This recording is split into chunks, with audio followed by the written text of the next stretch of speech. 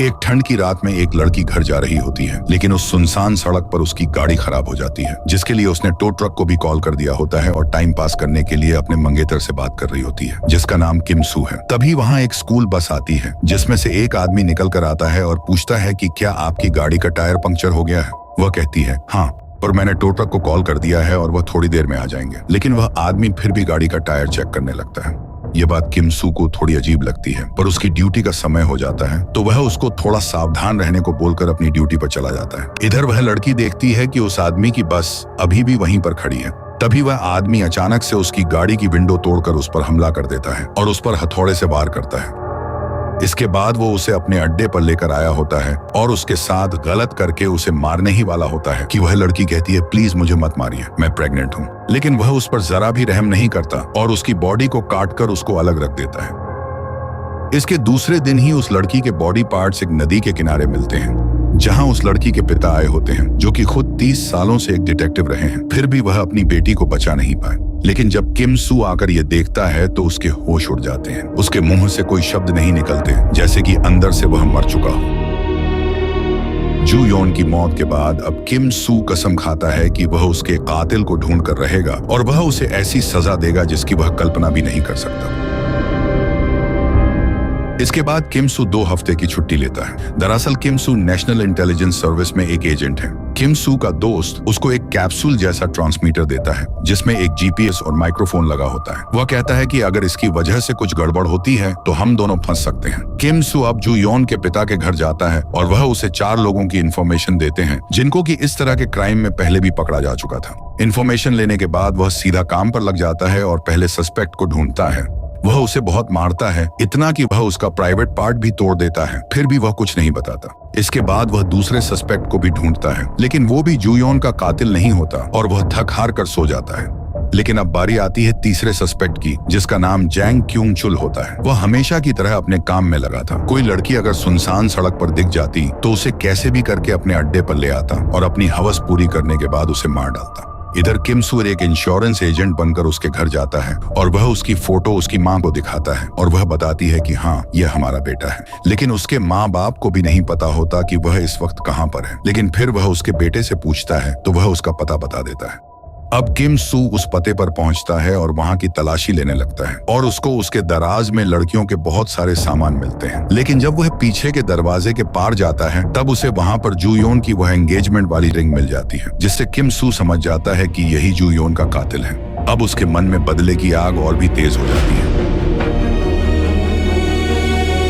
इधर जैंग school bus में लड़कियों को ड्रॉप करने जाता है, लेकिन जो लड़की लास्ट में बची थी वह सो चुकी थी और इसका फायदा उठाकर जैंग उसको उसके घर ले जाने के बजाय अपने अड्डे पर लेकर आ जाता है और वह उसके साथ भी अपनी हवस पूरी करने जा रहा होता है। तभी कोई उसका नाम पुकारता है। जैंग अब उस तरफ बढ़ता है जिधर से आवाज आई थी और यहाँ पर किम सू खड़ा होता है। जैंग उसको पुलिस समझता है और कहता है मैं हैरान हूँ कि पुलिस ने मुझे इतनी जल्दी ढूंढ लिया। फिर वह पूछता है तुम अकेले हो या कोई और तुम्हारे साथ है। लेकिन किम सू बिल्कुल चुपचाप उसको घूर रहा था। उसकी मंगेतर का कातिल उसकी आंखों के सामने खड़ा था। जैंग अब दौड़कर किम सू पर हमला कर देता है, लेकिन किम सू को कराटे आते हैं और वह उसको खूब मारता है और उसका सिर एक पत्थर पर पटक पटक कर उसको बेहोश जैसा कर देता है। अब वह एक पत्थर उठाकर उसका सिर कुचलने ही वाला होता है, लेकिन वह रुक जाता है क्योंकि वह उसको इतनी आसानी से नहीं मरने देना चाहता। किम सू उसके मुंह में वही कैप्सूल ठूस देता है जो उसके दोस्त ने दिया था। थोड़ी देर बाद जब जैंग को होश आती है तो वो देखता है कि उसे पीटने वाला वहां से चला गया है और वहां पर एक एनवेलप में कुछ पैसे छोड़ गया है। यह देखकर जैंग को समझ नहीं आता कि कौन उसको पीट कर चला गया। उसे लगता है कि वह कोई साइको था। अब जैंग रास्ते में एक टैक्सी से लिफ्ट मांगता है, लेकिन टैक्सी के अंदर बैठकर उसे लगता है कि ये दोनों भी उसी के जैसे हैं। इसलिए वह उन पर एक नाइफ से अचानक से हमला कर देता है और उनको मार देता है और उनकी लाश को एक नदी के किनारे लगा देता है। बाद में किम सू उस जगह पर आकर यह सब देख लेता है। जैंग अब जहां जहां जा रहा होता है उसकी लाइव लोकेशन और वॉइस उस ट्रैकर की मदद से किम सू के फोन पर आ रही थी जो उसने उसके पेट में डाला था। जैंग अब जख्मी होता है, इसीलिए वो एक क्लिनिक पर जाता है इलाज के लिए और वहां उसे एक नर्स दिखती है जिस पर वह अपनी गंदी नजर लगा देता है। फिर जब वह एक रूम में जाती है तो देखती है कि यह आदमी वहां पहले से बैठा हुआ था। जैंग अब दरवाजे को लॉक कर देता है और अब वह उस नर्स से उसके कपड़े उतारने को कहता है। वह कहती है प्लीज मुझे छोड़ दो, लेकिन जैंग नहीं मानता है। इधर किम सू अपने फोन पर यह सब सुन लेता है और तुरंत इस जगह पर पहुंच जाता है और फिर से जैंग को पीटना शुरू कर देता है। जब जैंग जख्मी हो जाता है तब नर्स वहां से जाने लगती है, लेकिन किम सू उससे कहता है जरा रुको, तुम्हें इसकी पट्टी करनी होगी। वह जैंग के कान में कहता है यह तो बस शुरुआत है, आगे और भी बुरा होने वाला है। वह जैंग की एक एडी को इतनी बुरी तरह जख्मी करता है कि वह दर्द के मारे चिल्लाने और कांपने लगता है। इसके बाद जैंग एक गाड़ी से घिसटता हुआ बाहर निकलता है और यह सोचता है कि हर बार वह मुझे कैसे ढूंढ लेता है, कहीं कोई ट्रांसमीटर तो नहीं। वह अपने कपड़े और शूज को चेक करता है, वह गाड़ी को भी चेक करता है, लेकिन उसको कहीं ट्रांसमीटर नहीं मिलता। अब वह हाईवे पर जा रहा होता है, लेकिन तभी वह उस गाड़ी को रोक देता है और किसी दूसरी गाड़ी से लिफ्ट मांगता है, क्योंकि उसे लगता है कि इस गाड़ी में ही कोई ट्रांसमीटर हो सकता है। जब वह एक गाड़ी को रुकवाता है तो देखता है कि वह एक फौज की गाड़ी होती है, इसलिए वह कुछ नहीं कहता और लिफ्ट नहीं लेता। दूसरी तरफ जूयोन के पिता किम सू को कॉल करके कहते हैं अब यह सब बंद करो, तुमने उसे बहुत सजा दे ली। फिर उनकी दूसरी बेटी भी उससे वही कहती है कि यह सब करने से जूयोन वापस नहीं आएगी, लेकिन किम सू कहता है यह सब बेवजह नहीं है और मेरे पास अभी कोई जवाब नहीं है। इधर जैंग अपने एक दोस्त के पास पहुंचता है जो कि उसी की तरह साइको होता है और उसके साथ उसकी गर्लफ्रेंड भी होती है और ये दोनों इंसानी मीट खाते हैं। जैंग अपने दोस्त को ये सब कुछ बताता है जो उसके साथ हो रहा है। उसका दोस्त कहता है वह हमारी ही तरह है जिसको अपने शिकार को मारने और छोड़ने में मजा आता है, या फिर वह उन लड़कियों में से किसी का बॉयफ्रेंड होगा जिसको तुमने मार दिया होगा। फिर वह कहता है मैं अब दूसरा शिकार करने जा रहा हूँ। उनकी यह सब बातें किम सू उनके घर के बाहर से ही हेडफोन के थ्रू सुन रहा था। उसे समझ आता है कि ये लोग फिर से किसी को मारने जा रहे हैं, इसलिए वह चुपके चुपके से उस घर में घुसने लगता है। इधर जैंग बिस्तर पर पड़े यह सब सोच रहा होता है और उसको वही रिंग उसके हाथ में याद आती है जब किम सू उसको मार रहा था और उसको कुछ कुछ याद आने लगता है। इधर उसका दोस्त फ्रिज में देखता है कि अभी कोई ताजा इंसानी मीट नहीं है, इसलिए उसने एक लड़की को बंदी बनाया हुआ था और अब वह उसे मारने की तैयारी करने लगता है, जिसके लिए उसने म्यूजिक भी ऑन कर दिया होता है। वह लड़की उस पर रहम करने को कहती है, लेकिन वह कहता है पहले मैं तुम्हारा हाथ पैर काटूंगा और फिर सिर। लेकिन तभी म्यूजिक बंद हो जाती है और वह उसे देखने जाता है। फिर वह मुड़कर देखता है तो वो लड़की वहां से गायब थी, लेकिन उसके पीछे किम सू खड़ा था। वह किम सू पर हमला कर देता है, लेकिन किम सू उसके हाथ में स्क्रू ड्राइवर घोंप देता है। इधर जैंग को पता चल जाता है कि वह फिर से आ चुका है। वह सामने पड़ी शॉटगन को लेकर उधर जाने लगता है। इधर किम सू उसके दोस्त को अच्छे से बांध कर कहता है पहले हाथ पैर काटूंगा और फिर सिर। वह उसके हाथ को काटने ही वाला था, तभी जैंग वहां आ जाता है और उस पर फायर करता है, लेकिन किम सू बच जाता है और वह छिपकर बाहर चला जाता है और पीछे के दरवाजे से अंदर आता है, जहां पर जैंग के दोस्त की गर्लफ्रेंड उस पर पीछे से हमला करती है, लेकिन वह उसे एक मुक्का देकर बेहोश कर देता है। अब किम सू एक पाइप से पहले उसके दोस्त को मारता है और फिर जैंग को मारते मारते उसका सिर फोड़ने लगता है, लेकिन वह फिर से रुक जाता है। इसके बाद वह उन तीनों को अपनी गाड़ी में लेकर हॉस्पिटल जाता है और उनका इलाज करवाता है। यहाँ हॉस्पिटल में वही उसका दोस्त आया होता है जिसने किम सू को वो ट्रांसमीटर वाला कैप्सूल दिया था। वो कहता है तुम इसको पुलिस के हवाले क्यों नहीं कर देते? किम सू कहता है नहीं, मेरे सीने पर एक बहुत बड़ा बोझ है और मैंने जूयोन से वादा किया था कि जब तक मैं इस कमीने को खूब तड़पा नहीं लेता इसे नहीं छोड़ूंगा। फिर उसका दोस्त उस कैप्सूल के बारे में पूछता है कि क्या वह काम कर रहा है। जब तक उसे डायरिया नहीं हो जाता वह उसके पेट में रहेगा। किम सू उसे तुरंत चुप कराता है क्योंकि जैंग उसके बगल में ही था। उसका दोस्त कहता है कि उसने कुछ नहीं सुना, वह बेहोश है, लेकिन जैंग बेहोश होने का नाटक कर रहा होता है और उसने सब कुछ सुन लिया होता है।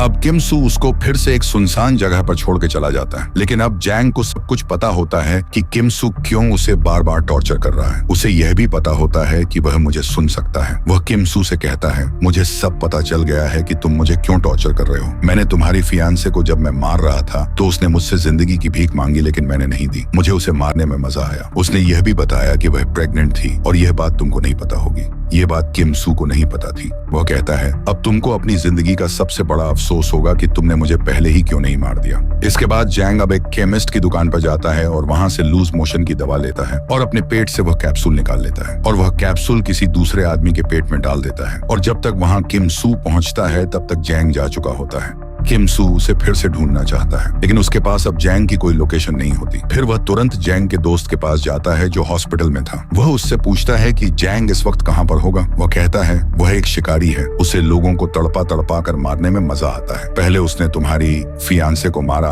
और अब उसकी फैमिली को मारेगा और फिर खुद को पुलिस के हवाले कर देगा ताकि तुम कभी उससे बदला ना ले पाओ और तुम्हें जिंदगी भर पछतावा होता रहे। यह कहकर वह हंसने लगता है, लेकिन किम सू गुस्से में उसका जबड़ा फाड़ देता है और कहता है अब पूरी जिंदगी हंसते रहो। इसके बाद किम सू के दोस्त का कॉल आता है और वह बताता है कि जैंग अपने आप को पुलिस के हवाले करने वाला है, लेकिन उसने कहा कि वह पहले अपना काम पूरा करना चाहता है। फिर वह उसकी लोकेशन बताता है और वह लोकेशन किम सू की फियांसे की फैमिली के यहाँ की होती है। जिसके बाद किम सू अब समझ जाता है कि वह अब जू योन के पिता और उनकी बेटी को मारने वाला है। वह तुरंत उस तरफ भागता है, लेकिन जब तक वह वहां पहुंचता है, जैंग ने उसकी फियांसे के पिता को बहुत जख्मी कर दिया होता है और उनकी बेटी, जो कि उसकी फियांसे की बहन है, उसको भी मार दिया होता है। और यह देखकर किम सू को बहुत दुख और रिग्रेट होता है कि अगर उसने पहले ही उसे मार दिया होता तो आज उसकी फियांसे की फैमिली जिंदा होती। अब जैंग पुलिस को कॉल करके खुद का एक लोकेशन बताता है ताकि पुलिस उसे अरेस्ट कर सके। साथ ही वह किम सू को फोन देने को कहता है और किम सू से कहता है, देखो तुम आखिर हार ही गए और मैं जीत गया। इसके बाद अब जैंग वहां आकर बीच सड़क पर कार के बाहर निकलकर खड़ा हो जाता है, जहां पर उसने पुलिस को अपनी लोकेशन बताई थी और अब पुलिस उसको गिरफ्तार करने ही वाली थी। तभी किम सू अपनी गाड़ी लेकर आ जाता है और उसको अपनी गाड़ी में घसीटते हुए वहां से तेजी से निकलता है। वह उसे लेकर सीधा उसी जगह पर पहुंचता है जहां उसने किम सू की होने वाली वाइफ को मारा था। किम सू वहां उसको एक गिलोटिन के नीचे बांध देता है, जिसके ऊपर एक बड़ा सा ब्लेड लगा होता है। और अब किम सू जैंग की आंखों में मौत का डर देखना चाहता है। पहले वह सिगरेट से उसको दागता है। जैंग कहता है, मुझे मार डालो, मुझे जिंदा मत छोड़ना। किम सू कहता है, तुझे इतनी जल्दी नहीं मारूंगा, मैं तुझे तब मारूंगा जब तू सबसे ज्यादा दर्द में रहेगा और तेरी आंखों में मौत का डर होगा। जैंग कहता है, मुझे जीने दो, मैं अपने पापों का प्रायश्चित करना चाहता हूँ। किम सू कहता है, इसी तरह उन लोगों ने भी अपनी जिंदगी की भीख मांगी होगी जब तू उन्हें मार रहा होगा। क्या अब तुम्हें डर लग रहा है? जैंग कहता है, डर और दर्द मुझे नहीं होता, मैं तुम्हारी समझ से ज्यादा बर्दाश्त कर सकता हूँ। तुम हार चुके हो और यह बात तुम मान लो। किम सू कहता है, मैं चाहता हूं कि तुम मरने के बाद भी तड़पते रहो। किम सू अब गिलोटिन के ब्लेड को एक रस्सी से बांधकर उसे दरवाजे से होते हुए उसके मुंह में पकड़ा देता है, जिसका मतलब कि अगर किसी ने दरवाजा खोला तो उसके मुंह से रस्सी छूट जाएगी और वह ब्लेड सीधा उसकी गर्दन पर जा गिरेगी। किम सू अब बाहर आ जाता है और एक ट्रांसमीटर उसके पास रखाता है ताकि वह उसकी आवाज सुन सके। तभी इधर जैंग की फैमिली आ जाती है और वे लोग जैंग को पुकारते हुए वह दरवाजा खोलने की कोशिश करते हैं। जैंग अब पूरी तरह डर चुका होता है। वह रस्सी को और जोर से दांतों में दबाता है और अपनी फैमिली को दरवाजा ना खोलने को कहता है, लेकिन उसके मुंह में रस्सी होने की वजह से उसकी कोई बात समझ नहीं आती, जिससे उन लोगों को लगता है कि वह शायद कुछ कहना चाह रहा है। वे दरवाजा खोलने लगते हैं। किम सू ये सब अपने हेडफोन में सुन रहा होता है। अब जैंग के मुंह से वह रस्सी छूटती जा रही थी, जिससे उसको अपनी मौत दिखने लगती है। और एक समय ऐसा आता है जब उसके मुंह से वह रस्सी छूट ही जाती है और उसका सिर धड़ से अलग हो जाता है और एक फुटबॉल की तरह उसकी फैमिली के सामने गिरता है। अब किम सू रोने लगता है क्योंकि भले ही उसने अपना बदला ले लिया, लेकिन उसने अपना सब कुछ खो दिया। तो इस मूवी का नाम आई सॉ द डेविल है, क्योंकि उन लड़कियों ने जैंग को अपने सामने एक डेविल के रूप में देखा और जैंग ने किम सू को एक डेविल के रूप में देखा। तो अगर आपको यह कहानी पसंद आई तो इस वीडियो को लाइक और चैनल को सब्सक्राइब जरूर कीजिएगा। मिलते हैं एक और कहानी के साथ।